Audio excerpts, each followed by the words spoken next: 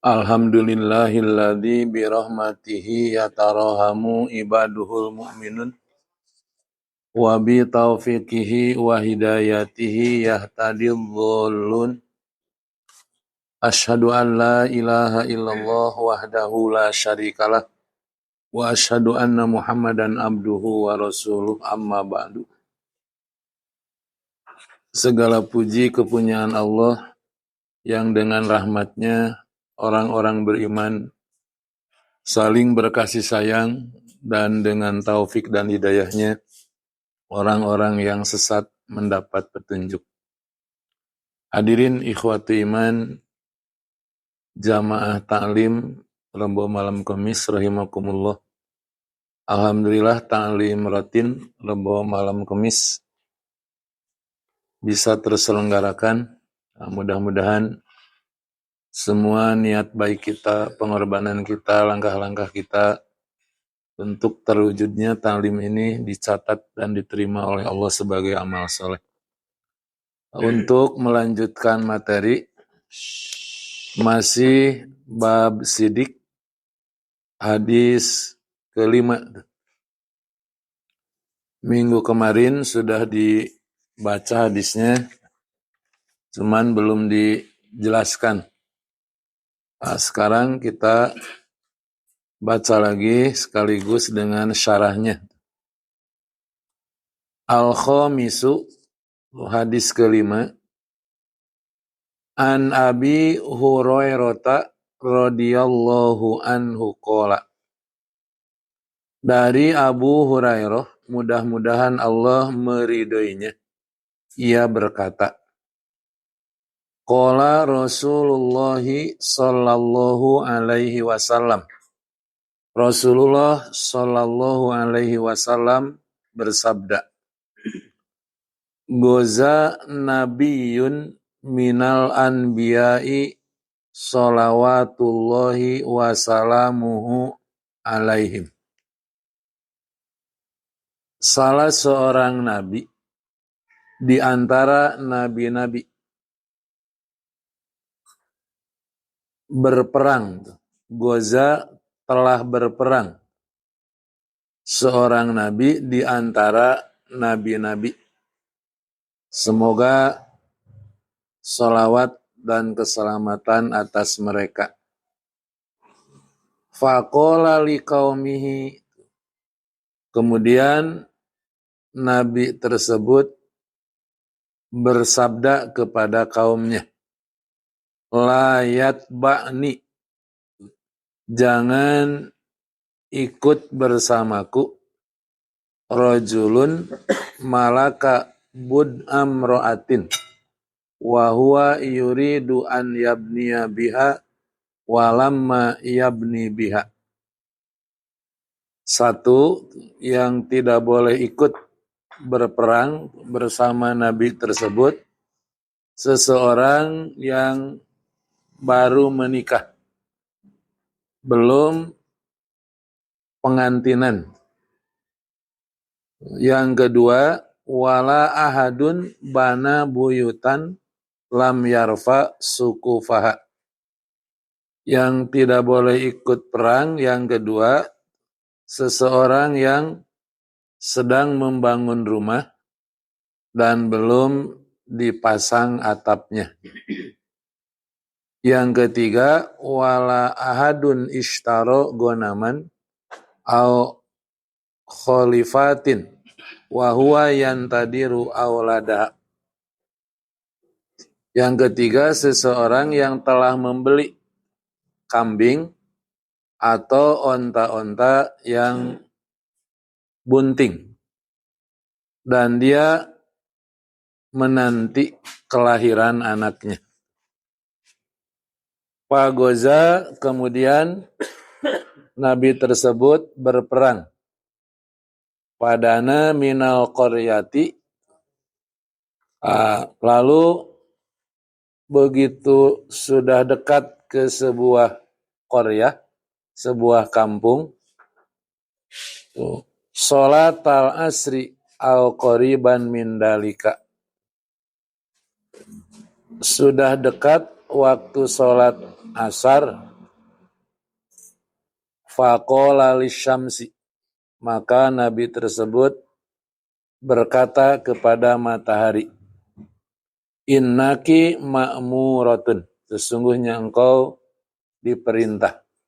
Wa ana ma'murun, dan aku pun diperintah.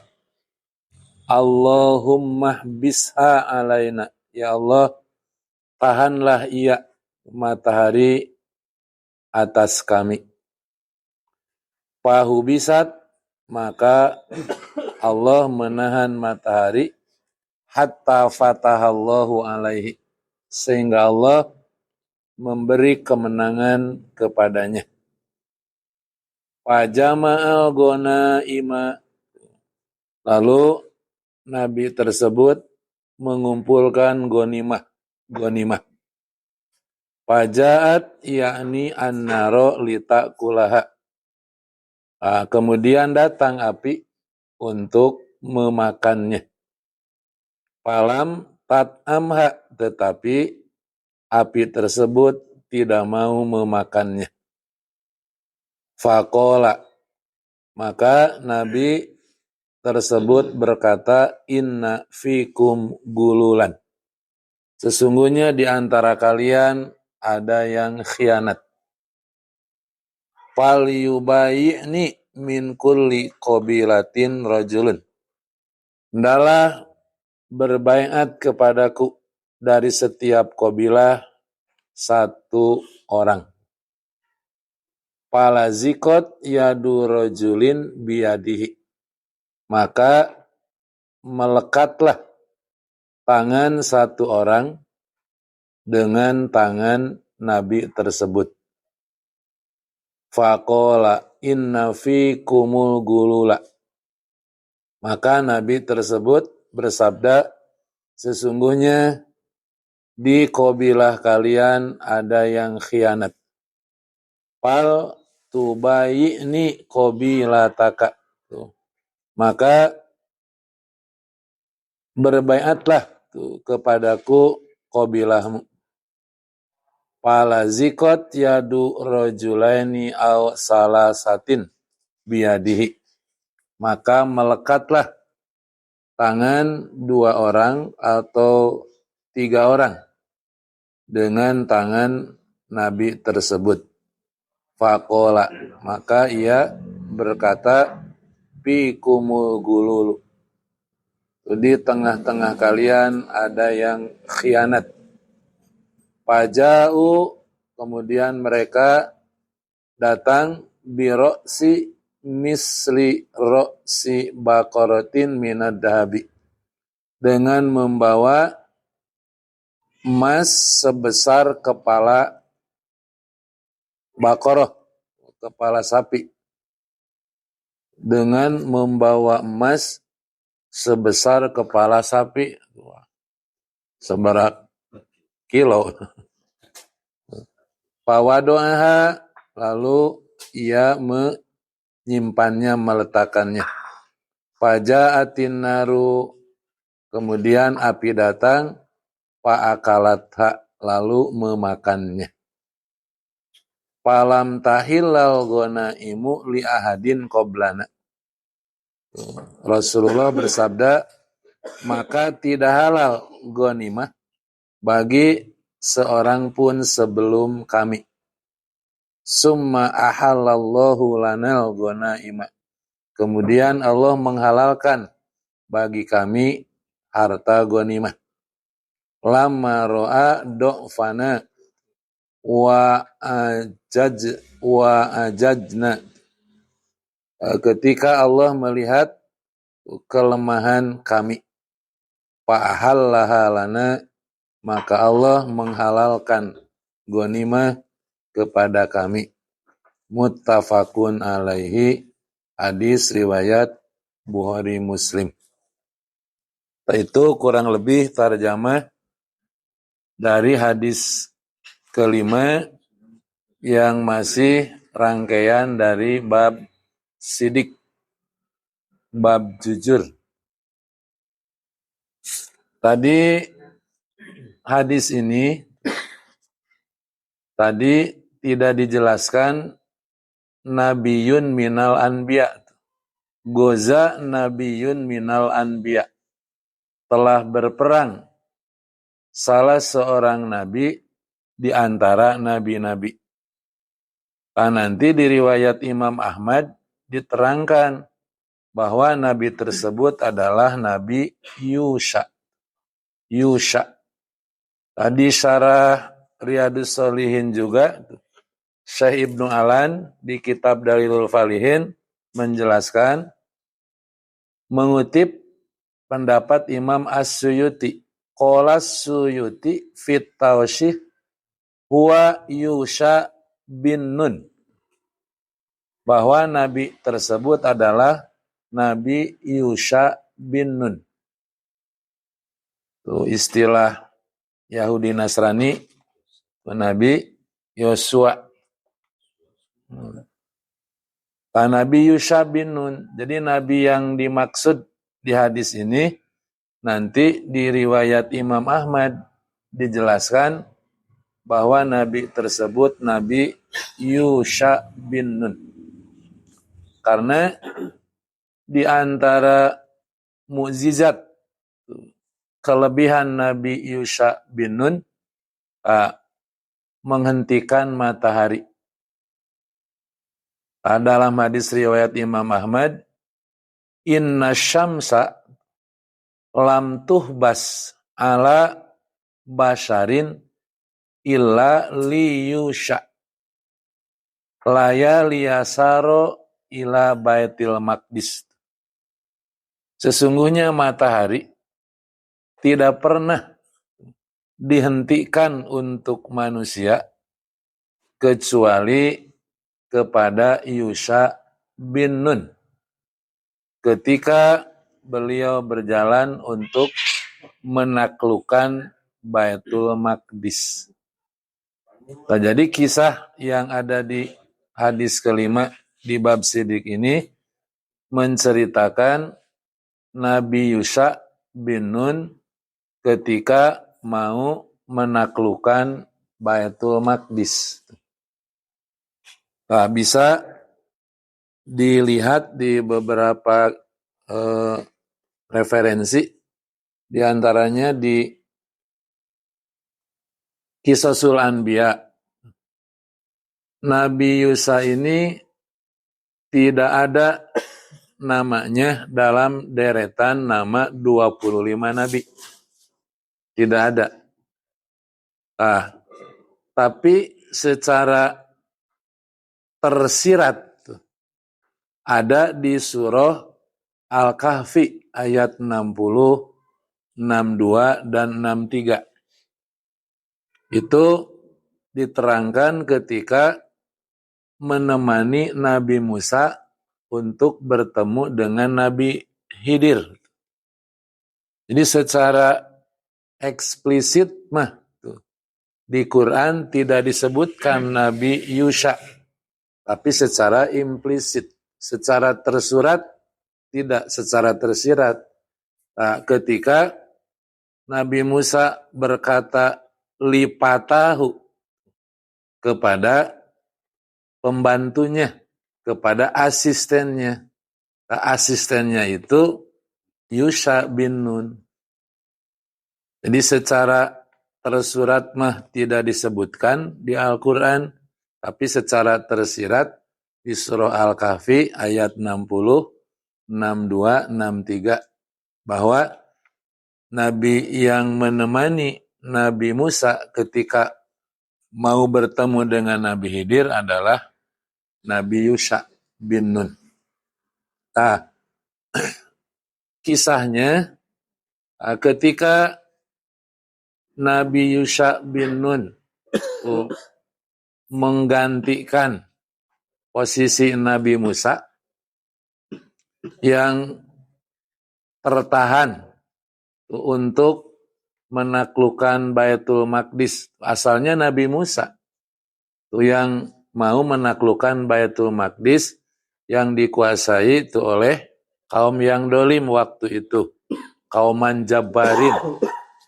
Tapi kaum Nabi Musa, Bani Israel tidak mau masuk, malah menyuruh Nabi Musa dan Tuhan Musa untuk masuk. Maka Allah menghukum Bani Israel terlantar, tersesat di padang pasir selama 40 tahun. Bukan perjalanan pendek, 40 tahun tersesat di padang pasir. Itu sebagai hukuman dari Allah untuk Bani Israel yang membangkang kepada perintah Nabi Musa tidak mau berjihad untuk menaklukkan Baitul Maqdis. Maka ketika Nabi Musa menyadari akan meninggal, Nabi Musa menyerahkan kepemimpinannya kepada Nabi Yusha untuk melanjutkan ekspedisinya, ekspansinya, ya, perjalanan untuk menaklukkan Baitul Maqdis dilanjutkan oleh Nabi Yusha. Nabi Yusha itu berhasil. Allah memenangkan menaklukkan Baitul Maqdis setelah di beberapa riwayat diterangkan melalui proses yang panjang.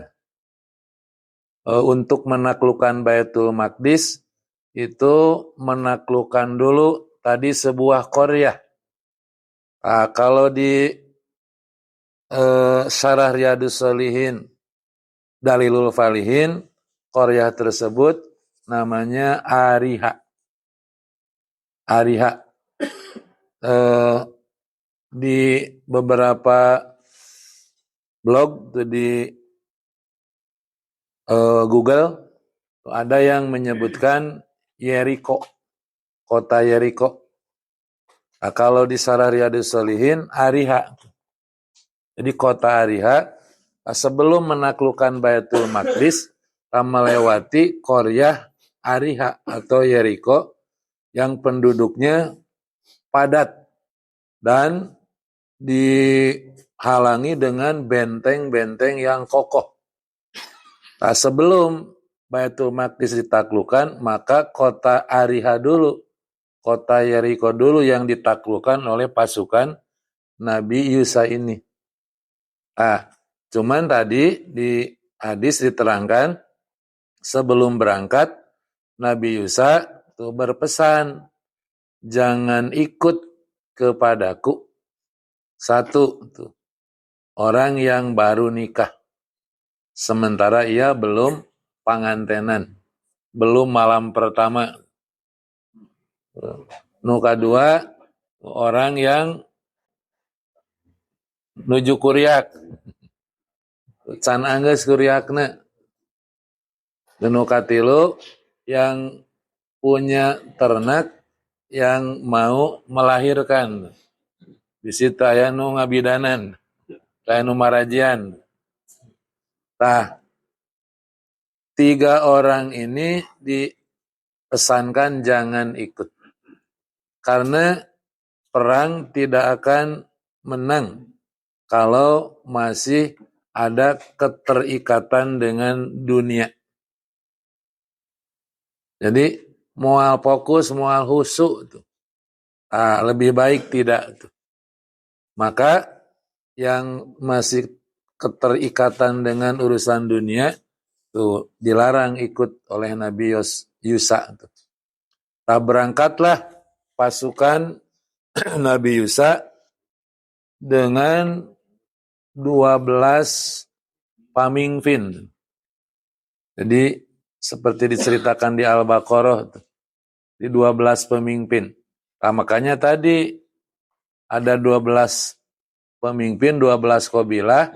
Tadi ada yang hianat. Dari satu qabilah 2 atau 3 orang yang gulul, yang hianat terhadap rampasan perang. Berangkat menyeberangi sungai yang ada di kota Yordan. Ketika sudah menaklukkan tadi kota Yeriko atau Ariha, simkuring gehilap deui waktos umroh plus Yordan oleh tour leader ditunjukkan. Ini kota Yeriko yang dulu ditaklukkan oleh Nabi Yusa bin Nun. Jadi ketika kita wisata sejarah tuh, ke tempat ke kota Yeriko yang dulu oleh Nabi Yusa ditaklukkan. Jadi ditunjukkan kotanya. Ini kota Yeriko. Waktu itu mah simkuring can seueur apal siroh. Jadi mendengar dari tour leader. Nah, kemudian ditunjukkan ke tempat-tempat lain, tempat-tempat bersejarah. Tak masih ingat ketika tour leader menunjukkan ini kota Yeriko yang dulu ditaklukkan oleh Nabi Yusa bin Nun. Nah, setelah menaklukkan kota Yeriko, pas mau ke Baitul Maqdis, menyeberangi dulu sebuah sungai. Allah memberikan pertolongan ketika pasukan turun, maka air sungai berhenti. Nah, air sungai berhenti. Sama seperti Nabi Musa menyeberang lautan. Laut terbelah. Pasukan Nabi Yusa pun diberi pertolongan oleh Allah. Sungai yang begitu lebar, begitu diseberangi, airnya berhenti. Maka pasukan Nabi Yusa tuh melintasi sungai yang lebar tanpa sulit, tanpa kesulitan, diberi pertolongan oleh Allah. Nah, kemudian setelah berbulan-bulan mengepung Baitul Maqdis dengan susah payah, terakhir hari Jumat, besoknya Sabtu, menjelang matahari terbenam, setelah asar, Baitul Maqdis belum juga ditaklukkan. Sementara matahari sudah mau tenggelam. Dan kalau sudah tenggelam, berarti sudah pindah hari. Sudah hari Sabtu. Sementara bagi Bani Israel, tidak boleh hari Sabtu melakukan aktivitas, apalagi perang. Maka di sini dibutuhkan tuh sikap dari Panglima Nabi Yusa, yang langsung ngajak bicara kepada matahari. Tadi di hadis tuh Nabi Yusa berkata kepada matahari, Allahumma bis'a alaina. Setelah sebelumnya berkata, innaki ma'muratun wa ana ma'murun. Wahai matahari, sesungguhnya engkau diperintah dan aku pun diperintah. Ya Allah, tahanlah ia tuh untuk kemenangan kami. Maka matahari berhenti, tidak berjalan sampai Allah memberikan kemenangan, mampu menaklukkan Baitul Maqdis. Nah, tadi dalam hadis riwayat Imam Ahmad, inna syamsa lam tuhbas ala basharin illa liyusha layali yasaro ila Baitul Maqdis. Hadis riwayat Ahmad. Abu Hurairah menerangkan Rasulullah bersabda, sesungguhnya matahari lam tuhbas ala basharin, belum pernah ditahan untuk manusia illa liyusha, kecuali kepada Nabi Yusa. Laya liyasaro ila Baitul Maqdis, di waktu mau menaklukkan Baitul Maqdis. Tasaatos Baitul Maqdis takluk, matahari berjalan lagi. Nah, itu sesuatu keagungan yang Allah tunjukkan kepada Nabi Yusa dan kepada Bani Israel. Nah, maka takluklah Baitul Maqdis kepada Nabi Yusa. Tapi gonimah, ketika gonimah dikumpulkan, kan sahur Nabi tadi tidak dihalalkan tuh ghanimah kepada tuh umat sebelumku. Kemudian dihalalkan oleh Allah kepada kita ketika Allah melihat bahwa kita ini orang-orang lemah. Nah, biasanya para nabi kalau sudah menaklukkan, sudah dapat ghanimah, ghanimah itu dikumpulkan, kemudian ditunggu, nanti bakal turun api yang membakar semua ghanimah. Jadi api membakar semua ghanimah. Nah, aneh gitu, api turun tapi tidak mau memakan ghanimah tersebut. Biasanya begitu ghanimah dikumpulkan, api turun langsung menghabiskan ghanimah karena tidak dihalalkan.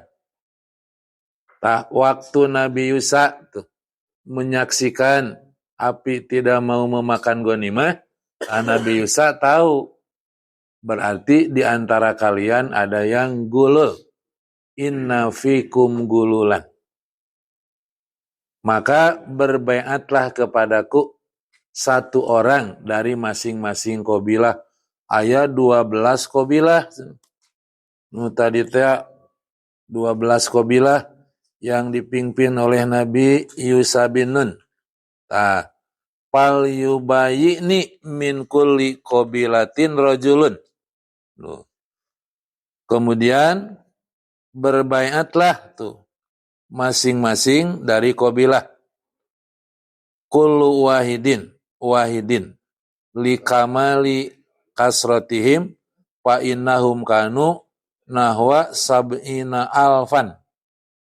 Mereka itu banyak jumlahnya sampai 70.000. 70.000 kama dakarohu ba'duhum. Nah, apakah 7.000 tersebut sab'ina 70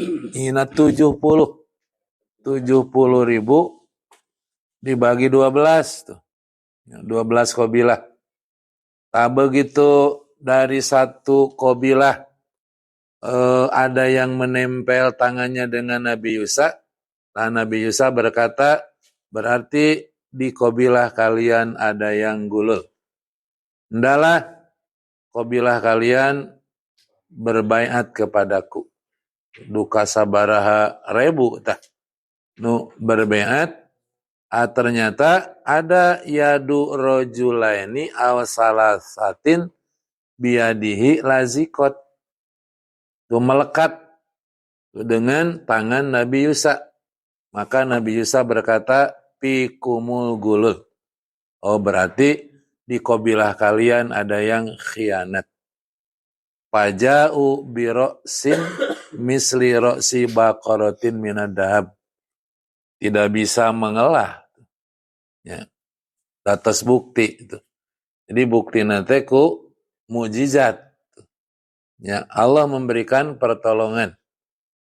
Sok lamun ditekan bisa wae nya nolak, disumputkan. Tapi karena itu berupa mujizat, Allah memberikan pertolongan kepada Nabi Isa, si tangan orang yang hianat lazikot, nempel dengan tangan Nabi Isa.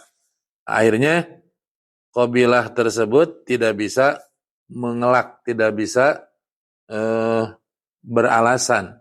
Akhirnya mereka membawa tuh sebesar kepala bakoroh, emas sebesar kepala sapi. Tuh tekagok kianat. Emas sagede kepala sapi. Nah, kemudian diletakkan dikumpulkan dengan ghanimah yang tadi. Maka datang api fa'akalatha. Nah, datas ngumpul semua, maka api tersebut memakannya. Nah, jadi dulu mah ghanimah kepada Nabi sebelum Nabi Muhammad diharamkan. Nah, kepada Nabi Muhammad dan umatnya, summa ahallallahu lanal ghanaima. Kemudian Allah menghalalkan cenah bagi kita ghanimah karena Allah melihat kelemahan di antara kita. Jadi umat Nabi Muhammad lah lemah ekonomi, dihalalkan ghanimah.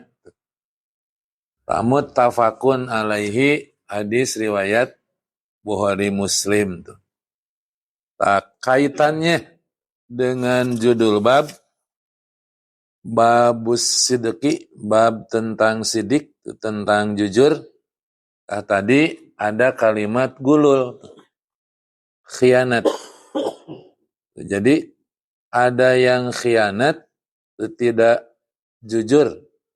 Ternyata menghalangi proses untuk dihabiskannya ghanimah tersebut. Tuh. Sesuai sareng judul babun fis sidqi, bab tentang sidik, jujur, amanah. Di semua aspek kehidupan tentang sidik, amanah. Yang tidak amanah tuh, ada yang khianat dalam ghanimah, itu menjadi penyebab tuh.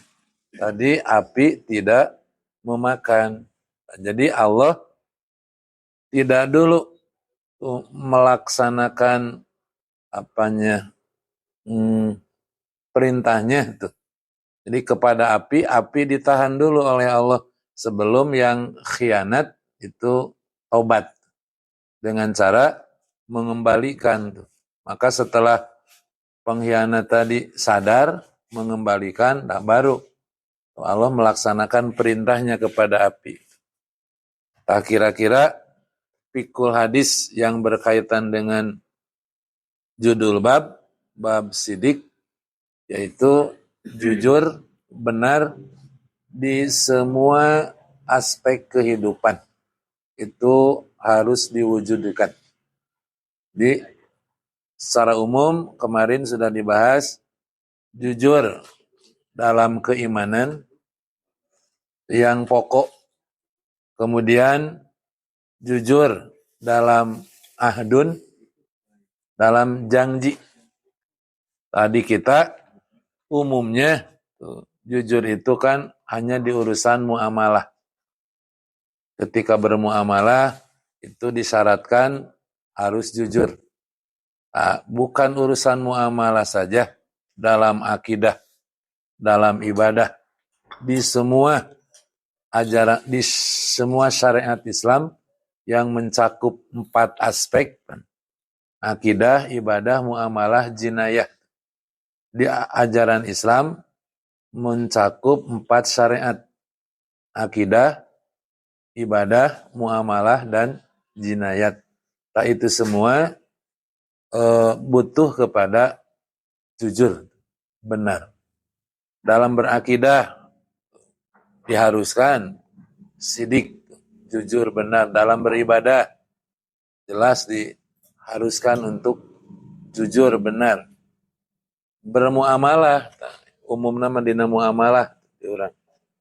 Nanti di dalam jinayah juga, kan di zaman Nabi mah seseorang yang melakukan pelanggaran tidak ada yang tahu, tapi karena kejujuran, keimanannya datang kepada Nabi minta dilakukan jinayat. Sudah hadisnya di dalam bab sabar. Seorang perempuan datang kepada Nabi dan ngaku dirinya telah berzina. Lakukan hukuman had kepada saya telah berzina. Jadi jalujur para sahabat, para sahabiah. Itu fikih hadis nu kalima mah mangga dah pada ditambihkan, pada diseringkan mangga. Sebelum ke hadis terakhir hadis pamungkas, hadis kagenep.